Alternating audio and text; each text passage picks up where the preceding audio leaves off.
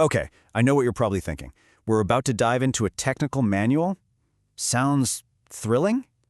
But seriously, stick with me on this one, because hidden inside all the technical jargon is a truly brilliant strategy for solving almost any complex problem you can imagine. And it all starts with a puzzle that seems, well, impossible. So picture this. You walk into a massive warehouse, and there's this sprawling, interconnected conveyor system stretching out as far as you can see. And here's the weird part. Every single power light is green. Every start button is lit up. By all accounts, it should be running, but it's not. Everything is completely, utterly still. It's an industrial ghost town. So faced with that, where would you even begin? Now, the natural impulse might be to just start randomly checking things, right? Jiggle some wires, check a motor, but that's not the smart move. The real key isn't to look at the parts, it's to first understand the system's structure, its hidden chain of command. Before you can even hope to fix the problem, you have to understand the logic. And to get that logic, you need to see how the system is organized. See, it's not just one giant machine. It's more like a team. You've got what's called a master panel, and you can think of that as the brain of the operation. It's the boss, it makes all the decisions. And then you have the child panels. These are the muscle. They just take orders from the master. They can't do anything on their own. So, how does the brain talk to all that muscle? It's through something called the communication series. Just think of it like an invisible chain of command, linking that one master panel to all of its child panels in a line. As long as that chain is complete and unbroken, the whole zone works as one. But the moment there's a break anywhere in that chain, you get silence. So our job is to find that single broken link in this really long chain. And to do it, you don't need a multimeter or a wrench, not at first anyway. You just need one simple but honestly kind of brilliant diagnostic tool that's built right into the system itself. That tool is the bypass switch. And its job is incredibly simple. When you flip this switch inside a panel, you're telling the system, okay, ignore everything after this point, the communication chain ends right here. It's like putting up a temporary roadblock. And as you're about to see, that simple little function is the key to this whole thing. Okay, so let's put this into practice. The manual gives us this exact scenario. We've got a zone of 20 conveyor sections, and the whole thing is completely dead. The fault could be in section 1, section 20, or anywhere in between. It is a classic needle in a haystack problem.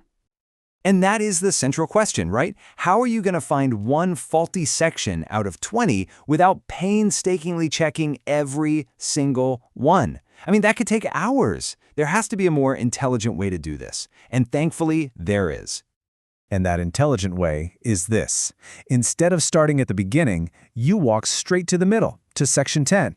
You find the panel, you flip that little bypass switch, and then you just watch. That's it. That one single action is about to cut your problem in half. Now, only one of two things can happen. If the first half of the system, sections 1 through 10, suddenly roars to life, you now know with 100% certainty that all those sections are fine. The problem must be downstream, somewhere in the back half. But if nothing runs, well, you've also learned something critical. The problem has to be upstream, somewhere in the front half, between you and the start. And in the example from the manual, nothing runs. So with one single flip of a switch, we've just eliminated 10 entire sections from our search.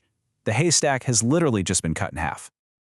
So, what now? Well, we don't change the strategy. We just do the exact same thing again, but on our new, smaller problem area. We know the issue is somewhere in sections 1 to 10, so we find the middle of that new zone, panel 5, and we flip its bypass switch. I mean, just look at the efficiency here. In just 2 steps, we've gone from a search area of 20 sections down to 10, and now down to just 5. We are zeroing in on the problem with incredible speed, no guesswork involved. Now, using this divide and conquer logic, you can very quickly pinpoint the exact conveyor section that's causing the whole zone to fail. But finding the location of the problem is only half the battle. Now we need to find the specific part that's actually broken.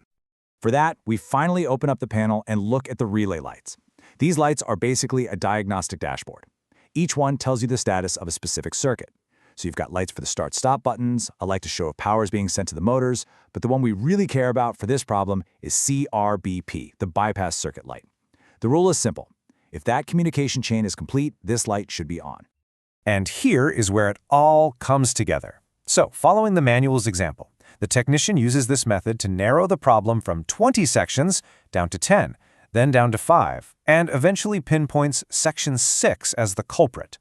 They open up panel 6, and sure enough, the CRBP light is off. The chain is broken right here. A quick check reveals there's no output voltage, which leads them straight to the faulty component, a tripped circuit breaker. So the breaker gets replaced, the bypass switches are all reset, and just like that, the entire 20-section system, the whole zone, thunders back to life. Mystery solved. But here's the real takeaway. This was never just a story about fixing conveyors. It's about a way of thinking. This elegant, efficient process is a universal strategy for tackling pretty much any large, complex, and overwhelming problem. You see this divide and conquer logic everywhere once you look for it. A software developer uses it, it's called a binary search, to find a single bug in millions of lines of code. A doctor uses it to narrow down a diagnosis from hundreds of possibilities. And you use it every time you look up a word in a dictionary. You open to the middle, and you instantly know which half to search next. So the next time you're faced with some huge, intimidating problem, just remember this. You don't need a huge, intimidating solution. The solution is often just a series of simple questions, where each answer systematically cuts your uncertainty in half. So I'll leave you with this question to think about. Whether it's a huge project at work, a personal goal, or even just a messy garage, what complex problem in your life could you start solving today, not by tackling the whole thing at once, but by simply asking, how can I cut this in half?